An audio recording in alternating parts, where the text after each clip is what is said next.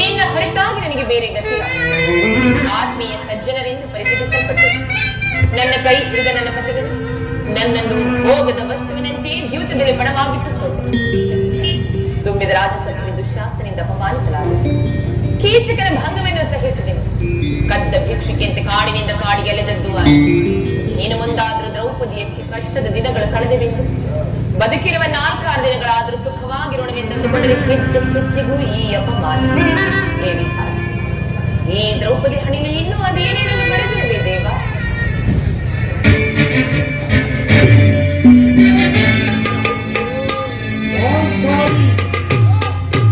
ದೇವಿ ಪ್ರಿಯತಮೆ, ಇವಳೇಕೆ ಈ ರೀತಿ ಚಿಂತಾಮಗ್ನಳಾಗಿವಳು?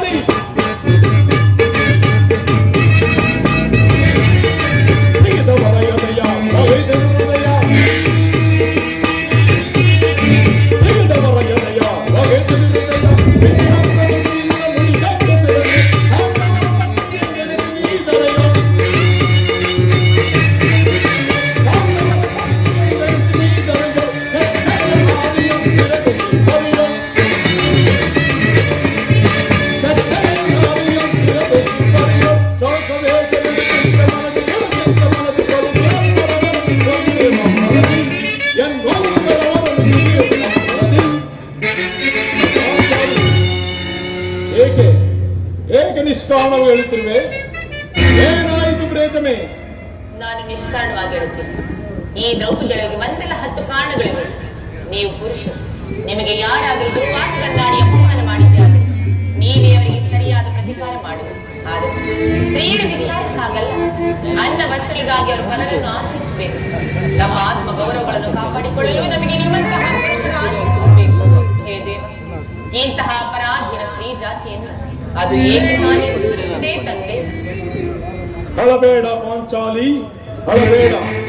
ಸ್ತ್ರೀಯರ ಬಾಧನೆಯು ನಮ್ಮ ಸಮಾಜದ ನಿಯಮ ಅಲ್ಲದೆ ಭಗವತ್ ಸ್ವರೂಪರಾದ ಋಷಿ ಮುನಿಗಳ ಆಜ್ಞೆ. ಕೈ ಹಿಡಿದ ಧರ್ಮ ಪತ್ನಿಯನ್ನು ದೂತದಲ್ಲಿ ಪಣವಾಗಿಟ್ಟು ಸೋಲುವಂತೆ ಆ ಋಷಿಗಳೇ ನಿಮಗೆ ಆಜ್ಞೆ ಮಾಡಿದರೆ ಪತಿಗಳಂತೆ ಪತಿಗಳು ಮಾಡಿ ಪಡಿಬೇಕು ನಿಮ್ಮಂತಹ ಪಾಂಚಾಲಿ. ಅಣ್ಣನ 1 ದಿನದ ಹವ್ಯಕತನದಿಂದಾದ ಈ ನಿಂದನೆಯು ಸಾಯುವವರೆಗೂ ನಮ್ಮನ್ನು ಬಿಟ್ಟಿದ್ದಲ್ಲ. ಅಣ್ಣನ ಅನಂತ ಅಪರಾಧಗಳನ್ನು ಕ್ಷಮಿಸುವಂತೆ ನಾನು ನಿನ್ನನ್ನು ಎಷ್ಟೋ ಸಾರಿ ಬೇಡಿಕೊಳ್ಳಲಿಲ್ಲವೇ? ಆದದ್ದು ಹಾಗೆ ಹೋಯಿತು, ಅದನ್ನು ಮರೆತು ಬಿಡು. ಈ ದಿನ ನೀನೇಕೆ ಹೀಗಾಗಿರುವೆ? ನನ್ನೊಡನೆ ತಿಳಿಸಬಾರದೆ? ತಿಳಿಸುತ್ತೇನೆ ಪ್ರಾಣೇಶ್ವರ, ಆದ್ರೆ ಅದರಿಂದ ಆಗು ಪ್ರಯೋಜನವಾಗ್ರಿ ಎಷ್ಟೇ ಆದ್ರೂ ನೀವು ನಿಮ್ಮಣ್ಣನ ಆಜ್ಞಾಧಾರಕರಲ್ಲವೇ? ಅದು ಹಿಂದಿನ ಮಾತು ಪಾಂಚಾಲಿ. ಈಗ ಈ ಜಗತ್ತಿನೆಲ್ಲನು ಯಾರ ಆಜ್ಞಾಧಾರಕನಲ್ಲ. ಹಾಗಾದ್ರೆ ಈಗ ಹೇಳುತ್ತೇನೆ ಕೇಳಿ. ಈ ದಿವಸ ಹಸ್ತಿನಾಂಬಿಯ ಮಂದಿರಕ್ಕೆ ದೇವಿಯ ದರ್ಶನಕ್ಕಿಂತ ಅಲ್ಲಿಗ ದುರ್ಯೋಧನ ಪತ್ನಿಯಾದ ಭಾನುಮತಿಯು ಬಂದಿದ್ದಳು. ಅವಳು ನನ್ನನ್ನು ನೋಡಿ ನಕ್ಕು, ನಿನ್ನ ಪತಿಗಳು ವಾಸಕ್ಕಾಗಿ 5 ಗ್ರಾಮಗಳನ್ನು ಬಿಡಲು ದೂತನನ್ನು ಕಳುಹಿಸಿದ್ದಾರೆ. ಇನ್ನೇನು ಸಂಧಿಯಾಗುವುದು. ಆಗಲಾದರೂ ಬಿಚ್ಚಿರುವ ಈ ನಿನ್ನ ಮುಡಿಯನ್ನು ಕಟ್ಟಿಸುವಷ್ಟೆಂದು ಕೇಳಿ ಕೇಕೆ ಹಾಕಿ ನಕ್ಕಳು ಪ್ರಾಣೇಶ್ವರ. ಏನು ಗೋಪಾಂಗನೆ ವಿಲಾಸ ವಿಭ್ರಮಣೆ ಮಗ್ನನಾದ ದುರ್ಯೋಧನೆ ಪುನಃ ಸಂಧಿಗೆ ಪ್ರಯತ್ನ. ಹಾಗಾದರೆ ನನ್ನ ಸಂದೇಹವು ನಿಶ್ಚಯವಾಯಿತು. ಯಾರು ಯಾರು ರಾಯಬರಕ್ಕೆ ಹೋಗಿರುವವರು? ನಮ್ಮ ಅಣ್ಣನಾದ ಕೃಷ್ಣನಲ್ಲವೇ? ಏನು ಗೋಪಾಂಗನೆಯರ ವಿಲಾಸ ವಿಭ್ರಮಗಳಲ್ಲಿ ಮಗ್ನನಾದ ಆಯುಧಪತಿಗೆ ಯುದ್ಧವನ್ನು ಮರೆಯುವುದು ಸಹಜ. ಅರ್ಜುನನು ದ್ವಾರಕ್ಕಿಂದ ಹಿಂದಿರುಗಿದಾಗಲೇ ಹೀಗಾಗಬಹುದೆಂದು ತಿಳಿದಿದೆ. ಪಾಂಚಾಲಿ ಆ ಭಾನುಮತಿಗೆ ಏನೆಂದು ಉತ್ತರ ಕೊಟ್ಟಿರಬೇಕು? ಅವಳ ಪ್ರಶ್ನೆಗೆ ಸರಿಯಾದ ಉತ್ತರವನ್ನೇ ಕೊಟ್ಟಿದ್ದೇನೆ. ಏನೆಂದು? ನಿನ್ನ ಕಟ್ಟಿರುವ ಮುಡಿಯನ್ನು ಬಿಡಿಸುವವರೆಗೂ ನನ್ನ ಬಿಚ್ಚಿರುವ ಈ ಮುಡಿಯನ್ನು ಕಟ್ಟಿಸುವುದಿಲ್ಲವೇ ಭಾನುಮತಿ? ಬಾಪು ಬಾಪು ಪಾಂಚಾಲಿ ಬಾಪು, ನೀನು ನಮ್ಮ ಸಂಗಡ ಕದನ ಮಾಡುವುದರಲ್ಲೇ ನಿನ್ನ ಚತುರತೆಯನ್ನು ತೋರಿದೆ ಎಂದು ತಿಳಿದಿದ್ದೆ. ಬಾ ಪಾಂಚಾಲಿ ಬಾ, ಈ ಸುಸಂದರ್ಭದಲ್ಲಿ ನನ್ನ ತಲೆ ಮೇಲೆ ಕುಳಿತುಕೋ. ಇದೇನಿದು? ಇಂತಹ ಸಮಯದಲ್ಲಿ ಇಂತಹ ಸರಸ ಸಲ್ಲಾಪ ಬೇಕೆ ಪ್ರಾಣೇಶ್ವರ?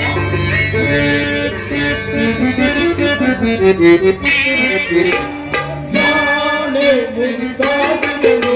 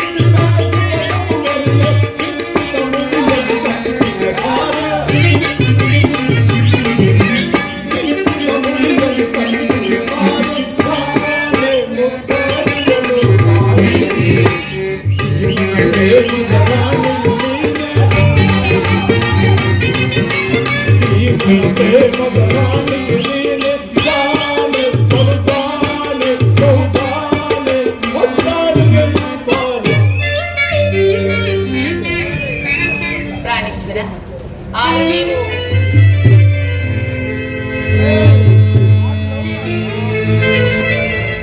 ಸಮಯವಿದೆ.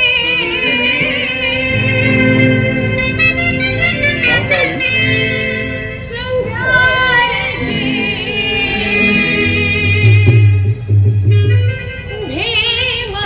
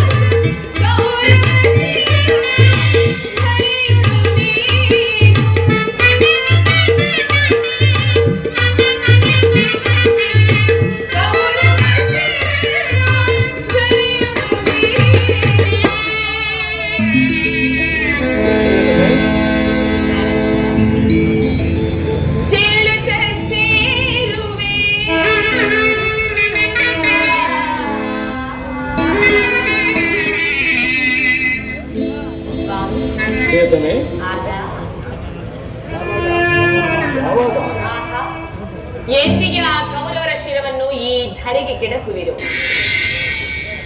ಅದೆಂದಿಗೆ ನೀವು ಅವರ ಬಿಸಿ ರಕ್ತದಿಂದ ಈ ನನ್ನ ಬಿಚ್ಚಿದ ಮುಡಿಯನ್ನು ಮುಡಿಗಟ್ಟಿಸುವಿರು? ಆಗ ಪ್ರಾಣೇಶ್ವರ ಪ್ರಿಯತಮೆ,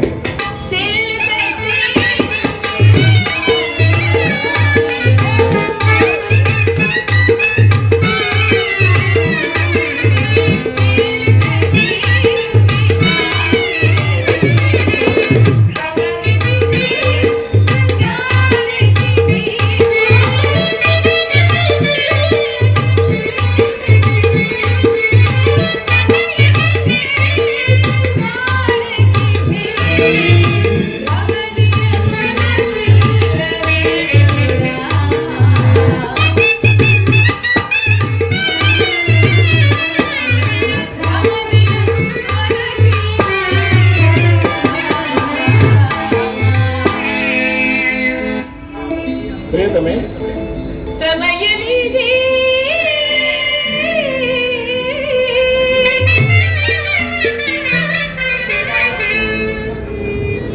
ಆದರೂ ನೀವು ಎಲ್ಲವನ್ನು ಮರೆತು ಹೋದಂತೆ ಕಾಣಿಸುತ್ತಿರುವುದಲ್ಲ. ಈ ಹಿಂದೆ ಬೆಚ್ಚಿದ ಈ ನನ್ನ ಕೇಶ ರಾಶಿಯನ್ನು ಕಂಡು ಕುರುಕುಲಾಂತಕ ಕಾಳರಾತ್ರಿಯಿಂದ ಸಂಬೋಧಿಸಿ ಮತ್ತೆ ಏನನ್ನು ಹೇಳಿದಿರಲ್ಲವೇ ಪ್ರಿಯ? ಪುನಃ ನನ್ನ ಬಾಯಿಂದ ಪ್ರತಿಜ್ಞಾ ವಾಕ್ಯವನ್ನು ಕೇಳುವ ಪಾಂಚಾಲಿ, ಮಾಡಿದ ಪ್ರತಿಜ್ಞೆಯನ್ನು ಮರುವಂತೆ ಹೇಳಿಯಲ್ಲ ಈ ದುಕಾನರ. ನಿಜವೇ ನಿಜವೇ, ನೀವೆಂದಿಗೂ ಮಾಡಿರುವ ಪ್ರತಿಜ್ಞೆಯನ್ನು ಮರೆಯುವವರಲ್ಲ. ನೀವು ಆಡದಂತೆ ಮಾಡಬೇಕೆಂಬುದೇ ನನ್ನ ಇಚ್ಛೆ. ಆದ್ರೆ ಏನು ಮಾಡುದು? ಎಷ್ಟೇ ಆದ್ರೂ ನೀವು ನಿಮ್ಮಣ್ಣನ ಆಜ್ಞಾಧಾರಕರಲ್ಲ. ಪಾಂಚಾಲಿ,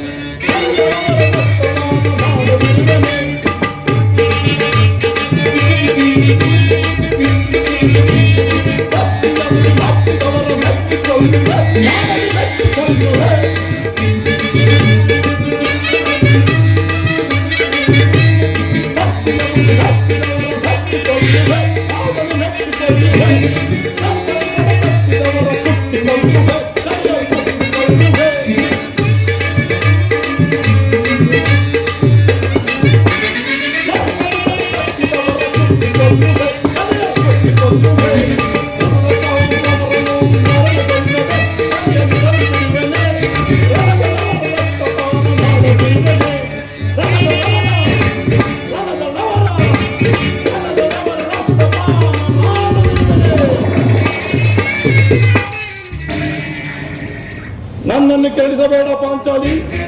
ನಾನೀಗ ಯಾರ ಆಜ್ಞಾಧಾರಕನಲ್ಲ. ಶಾಂತಿಯನ್ನು ಬಯಸುವವರು ಸಂಧ್ಯಾ ಪ್ರಸ್ತಾಪದಲ್ಲಿ ತೊಡಗಲಿ. ನಾನು ಯುದ್ಧವನ್ನು ಬಲು ಹಾತುರದಿಂದ ನಿರೀಕ್ಷಿಸುತ್ತೇನೆ. ಧರ್ಮರಾಯನು ದುರ್ಯೋಧನ ಅನಂತ ಅಪರಾಧಗಳನ್ನು ಕ್ಷಮಿಸಬಹುದು, ಆದರೆ ನಾನು ಒಂದು ಗೈಯನ್ನು ಸಹಿಸಲಾರೆ.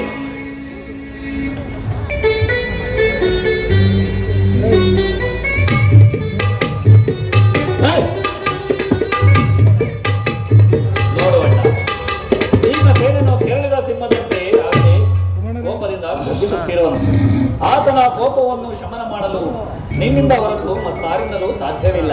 ಅರ್ಜುನ, ಭೀಮನ ಕೋಪಕ್ಕೆ ದ್ರೌಪದಿಯೇ ಮೂಲ ಕಾರಣವೆಂದು ತೋರುತ್ತಿರುವುದು. ಶ್ರೀಕೃಷ್ಣ ಪರಮಾತ್ಮನು ಹೇಳುತ್ತಿದ್ದನು, ಈ ಜಗತ್ತಿನ ಸುಖ ದುಃಖಗಳಿಗೆ ಸ್ತ್ರೀಯರೇ ಮೂಲ ಕಾರಣವೆಂದು. ಅರ್ಜುನ, ಆ ಕೌರವರೊಡನೆ ಯುದ್ಧ ಮಾಡುವುದಕ್ಕಿಂತ ಈ ನನ್ನ ಸಹೋದರನ ಕೋಪವನ್ನು ಶಮನ ಮಾಡುವುದು ನನ್ನಿಂದ ದುಸ್ಸಾಹಸವಾಗಿದೆ. ಸಹೋದರ ಭೀಮಸೇನ, ನನ್ನಲ್ಲಿ ಕೋಪವೇ ತಮ್ಮ. ಪಾಂಚಾಲಿ, ಸಮಾಚಾರವೇನು? ಅಣ್ಣನೇಕೆ ಸಿಟ್ಟಾಗಿರುವನು? ನಿಮ್ಮ ಪ್ರಶ್ನೆಗೆ ಏನನ್ನು ಬಿರುಗುವುದಲು ಸರಿಯಾದ ಉತ್ತರವನ್ನು ಕೊಡಬಹುದಲ್ಲವೇ? ಅಗ್ರಜ, ಸಮಯಕ್ಕೆ ಸರಿಯಾಗಿ ಬಂದೆ. ನನಗೆ ಯಾರಲ್ಲಿಯೂ ಕೋಪವಿಲ್ಲ. ಅರ್ಜುನ ಸಮ್ಮುಖದಲ್ಲಿ ನಿನಗೊಂದು ವಿಚಾರವನ್ನು ತಿಳಿಸಬೇಕೆಂದಿದ್ದನು. ಅದನ್ನು ನಿಮ್ಮಿಬ್ಬರ ಸಮ್ಮುಖದಲ್ಲಿ ಹೇಗಲೇ ತಿಳಿಸುವೆನು.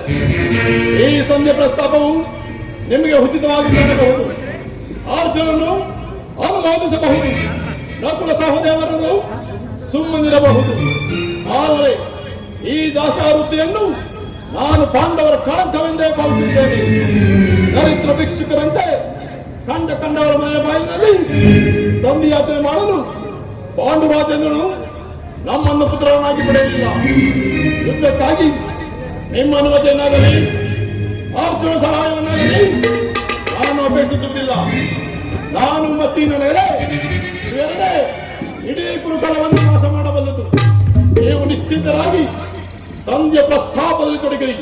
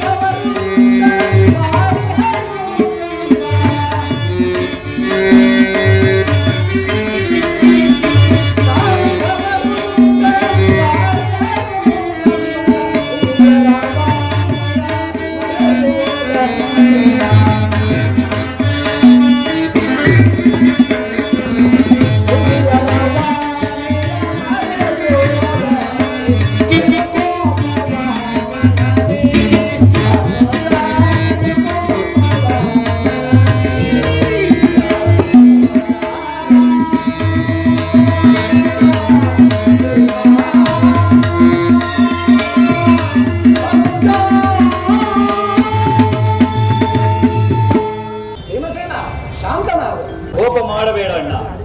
ಧರ್ಮಜನು ನಮ್ಮೆಲ್ಲರಿಗೂ ಹಿರಿಯನು.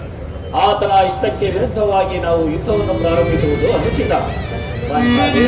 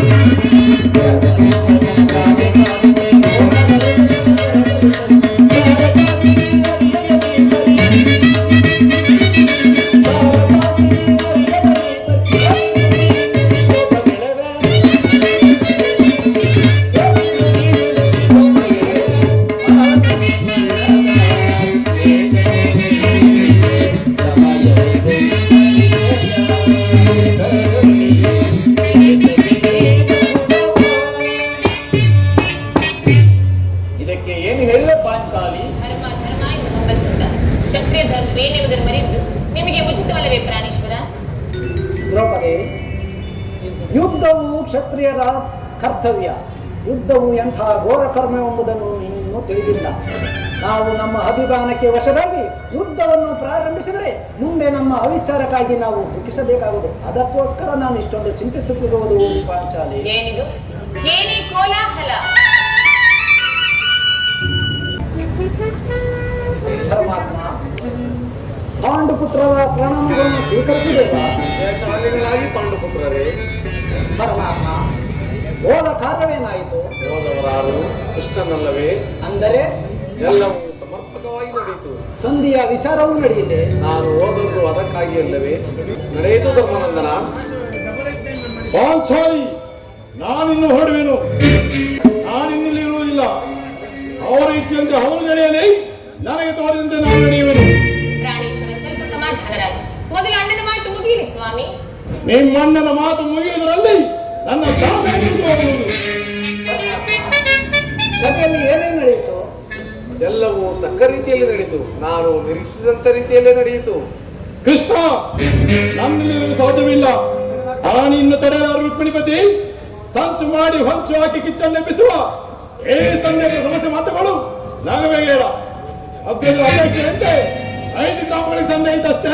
ನಾನು ಓದದ್ದು ಅದಕ್ಕಾಗಿಯೇ ಅಲ್ಲವೇ ಭೀಮಸೇನ? ಕೃಷ್ಣ, ಈಗ ತಿಳಿದು ನಿನ್ನ ಅಭಿಮತ ಅಜ್ಞಾತ ಹೊಸ ನೆಪದಿಂದ ಅರ್ಜುನಿಗೆ ಬೆಳೆಯನ್ನು ಕೊಟ್ಟಿದ್ದೆ. ಈಗ ಈ ಸಂಧ್ಯೆ ವಿಚಾರದಲ್ಲಿ ನಮ್ಮೆಲ್ಲರಿಗೂ ಸೀರೆ ಅನುಸರಿಸಲು ಅವನಿಸಿದೆಯಾ? ಯಾದವಾಗ್ರಣಿ, ಈ ಪಾಂಡುಪುತ್ರರ ಮೇಲೆ ನಿನಗಿಷ್ಟೊಂದು ಆಕ್ರೋಶ ಬೇಕೆ? ಭೀಮಸೇನ, ನಿನಗೆ ಇಷ್ಟೊಂದು ಅಸಹನೆ ಏಕೆ? ಸಾವುದಾರದಿಂದ ನನ್ನ ಮಾತನ್ನು ಪೂರ್ಣವಾಗಿ ಕೇಳಯ್ಯ. ಇದು ನಿನಗೆ ಹೆಚ್ಚಿಗೆ ಸಂಬಂಧಿಸಿದ ವಿಷಯವೇ ಇರುವುದು. ಪಾಂಚಾಲಿ, ಸ್ವಾಭಿಮಾನ ಶೂನ್ಯನಾದ ಈ ಸಂಧಾನದೊಡನೆ ಈ ಪ್ರಚಂಡಿಗೆ ಭೀಮನಿಗಂತಹ ಸಂಬಂಧವಿರುವುದು, ಅತ್ಯಂತ ನಿಕಟವಾದ ಸಂಬಂಧವಿರುವುದು. ಪರಮಾತ್ಮ, ಮುಂದೇನಾಯಿತು? ರಾಜಸಭೆಯಲ್ಲಿ ನೀವು ಕಳಿಸಿದ ಸಂದೇಶವನ್ನು ತಿಳಿಸಿದರು. ಅವರೆಲ್ಲರೂ ಒಪ್ಪಿದರು. ಯಾರ್ಯಾರು ಒಪ್ಪಿದರು? ಭೀಷ್ಮ, ದ್ರೋಣ ಮುಂತಾದವರು. ಆ ದುರ್ಯೋಧನ ಆಹಾ, ಅವರು ಸಹ. ಇನ್ನಿಲ್ಲಿ ನನಗೆ ಸಾಧ್ಯವಿಲ್ಲ. ಸಹೋದರರೇ, ಈ ನಿಮ್ಮ ಅಪೌರುಷದ ಫಲವನ್ನು ನೀವೇ ಭುಜಿಸಿರಿ. ಭೀಮನು ಅದರಲ್ಲಿ ಯಾವ ಭಾಗವನ್ನು ಅಪೇಕ್ಷಿಸುತ್ತಿಲ್ಲ. ಯಾಜ್ಞಸೇನಿ, ನೀನು ನಿರಾಶರಾಗಬೇಡ. ಈ ಭೀಮನು ಬದುಕಿದ್ದರೆ ಈ ನಿನ್ನ ಬಿಚ್ಚಿದ ಮುಡಿಯನ್ನು ಕತ್ತಿಸುವೆ.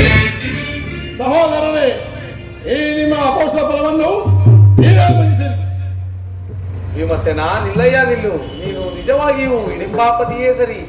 ಇಷ್ಟೊಂದು ಕೋಪವಿಲ್ಲದಿದ್ದರೆ ಆ ರಕ್ಕಸಿಯನ್ನು ಆಳಲು ಹೇಗೆ ತಾನೇ ಸಾಧ್ಯವಾದದ್ದು?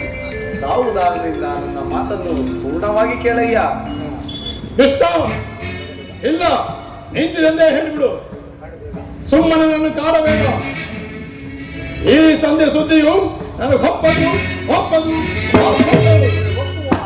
ಹೊಂದಿರುವುದು ಆ ದುರ್ಯೋಧನನು ನಿನಗೊಂದು ಸಂದೇಶವನ್ನು ಕಳಿಸಿರುವನು. ಏನು ದುರ್ಯೋಧನ ಸಂದೇಶ? ಹಾಗಾದರೆ ವಿಚಾರವು ಸಂಧಿಯಾಗಿರಲಾರದು. ಕೃಷ್ಣ, ಹೇಳು, ಏನು ಆ ಸಂದೇಶ? ಆ ಸಂದೇಶವನ್ನು ಕೇಳುವ ಇಚ್ಛೆ ನಿನಗಿದ್ದರೆ ನೀನು ನನ್ನ ಬಳಿಯಲ್ಲಿ ಕೈಕಟ್ಟಿ ಕುಳಿತುಕೊಳ್ಳಬೇಕು. ಇಲ್ಲ, ನಿಂತಿದಂತೆ ಹೇಳಿಬಿಡು ಕೃಷ್ಣ. ಆಗದು. ನೀನು ಕೈಕಟ್ಟಿ ಕುಳಿತುಕೊಳ್ಳದ ಹೊರತು ನಾನು ಆ ವಿಚಾರವನ್ನು ಹೇಳುವುದಿಲ್ಲ. ಕೃಷ್ಣ, ಪರಿಹಾಸ ಬೇಕೆ? ಪರ್ಯಾಸ್ಯವಲ್ಲ ಭೀಮಸೇನ. ನಿನ್ನನ್ನು ಕಂಡರೆ ನನಗೆ ಬಹಳ ಭಯವಾಗುವುದು. ಆ ವಿಚಾರವನ್ನು ಕೇಳುವ ಇಚ್ಛೆ ಇದ್ದರೆ ಹಾಗೇ ಆಗಲಿ. ನೀನು ಕೋಪ ಮಾಡುವುದಿಲ್ಲ ತಾನೆ? ಅದು ಆಗಲಿ. ಹಾಗಾದರೆ ಬಿಡಯ್ಯ ಗದೆಯನ್ನ. ಅರ್ಜುನ ಕ್ಷಣಕಾಲ ಈ ಗದೆಯನ್ನು ಹಿಡಿದರು. ಈಗ ನೀನು ನನ್ನ ಬಂದಿ. ಅದು ಕ್ಷಣಕಾಲ ಮಾತ್ರ ಕೃಷ್ಣ. ಆಗಲಿ ಯಾಜ್ಞಸೇನಿ, ಸಮೀಪಕ್ಕೆ ಬಾ. ನಾನು ಹೇಳಿದಂತೆ ಮಾಡಬೇಕು. ನಿನ್ನ ಆಜ್ಞೆ ನಾನೆಂದಾದ್ರೂ ಮೀರಿರುವೆನೆ ಅಣ್ಣ. ಹಾಗಾದರೆ ತೆಗೆದುಕೋ ಈ ಹಗ್ಗವನ್ನು. ಇದು ನನಗೊಂದು ಕಡೆ ಪುರಸ್ಕಾರವಾಗಿ ದೊರೆಯಿತು. ಈ ಹಗ್ಗದಿಂದ ನಿನ್ನ ಪತಿಯ ಕರಗಳನ್ನು ಬಂಧಿಸು. ಅಣ್ಣ ಪರಿಹಾಸ್ಯ ಮಾಡುತ್ತಿರುವೆ. ಇದು ಪರಿಹಾಸ್ಯವಲ್ಲ ತಂಗಿ, ನೀನು ಶತ್ರುಗಳ ಎಡಗುಡಿ ಬಿಡಿಸುವುದಲ್ಲಿ ಬಹಳ ನಿಪುಣೆಯಂತೆ.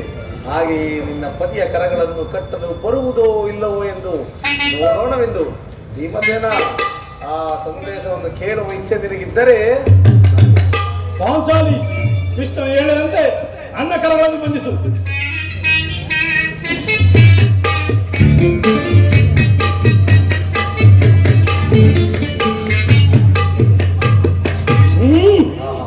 ಈಗ ನಿರ್ಭಯವಾಯಿತು.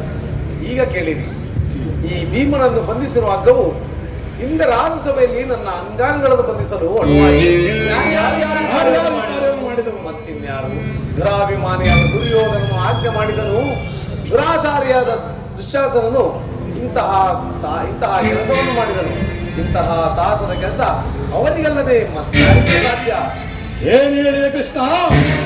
ಈ ಹಗ್ಗದಿಂದ ನಿನ್ನನ್ನು ಬಂಧಿಸಲಿತ್ತೆಂದರೆ ಯಾರು ದುರಾತ್ಮರು? ಅಷ್ಟು ಮಾತ್ರವಲ್ಲ ಭೀಮಸೇನ, ಆ ದುರ್ಯೋಧನನು ಸಂಧಾನಕ್ಕೆ ಕೊಟ್ಟ ಉತ್ತರವನ್ನು ಕೇಳಿರಿ.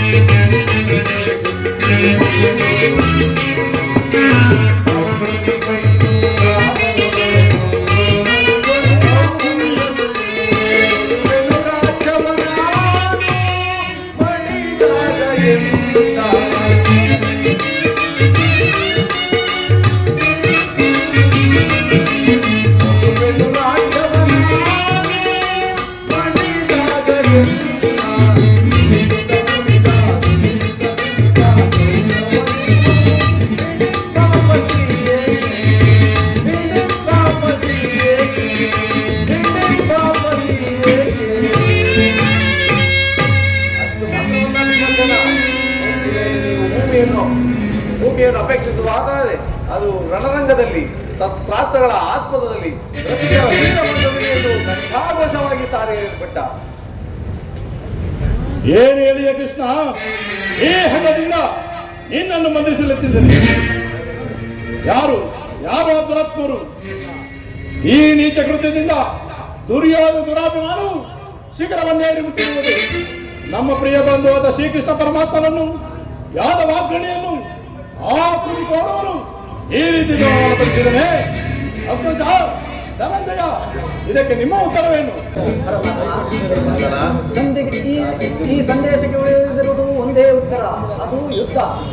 ಆ ಪರಮಾತ್ಮ ಈ ಯುದ್ಧದಲ್ಲಿ ನಮ್ಮನ್ನು ಕಾಪಾಡುವ ಬರ ನಿಮ್ಮದು ಸ್ವಾಮಿ. ಯಾರಾದರೂ ನನ್ನ ಕೈಗಳನ್ನು ಬಿಡಿಸಿ. ಅಗ್ರಜ ಧನಂಜಯ, ಪರಮಾತ್ಮ ಏನು ಯಾರು ಬಿಡಿಸುವುದಿಲ್ಲವೇ? ಬೇಡ, ನಾನೇ ಬಿಡಿಸಿಕೊಳ್ಳುವೆ. ಎಲ್ಲಿಂದ ನಡೆದೆ? ಈಗ ಕೇಳಿರಿ, ಈ ಭೀಮನ ಪ್ರತಿಜ್ಞೆಯನ್ನು.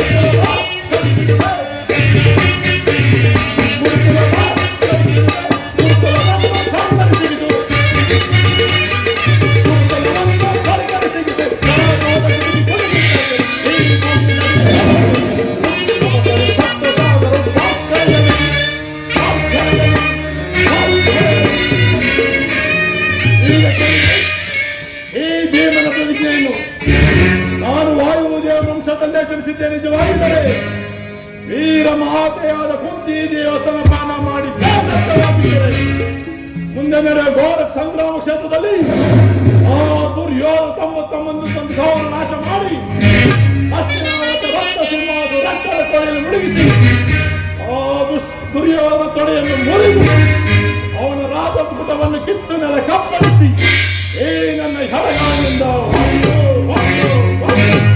ಪುಡಿ ಪುಡಿ ಮಾಡಿ ಆ ದುಶ್ಯಾಸವನ್ನು ಬಗೆದು ಅವನ ಬಿಸಿ ರಕ್ತದಿಂದ ಪಾಂಚಾಲೆ ಬಿಡುಗಡೆಯನ್ನು ಕಟ್ಟಿಸುವೆನು. ಒಂದು ವೇಳೆ ನನ್ನ ಪ್ರತಿಜ್ಞೆ ಭಂಗವಾದರೆ ನನಗೆ ಅತಿ ಭಯಂಕರ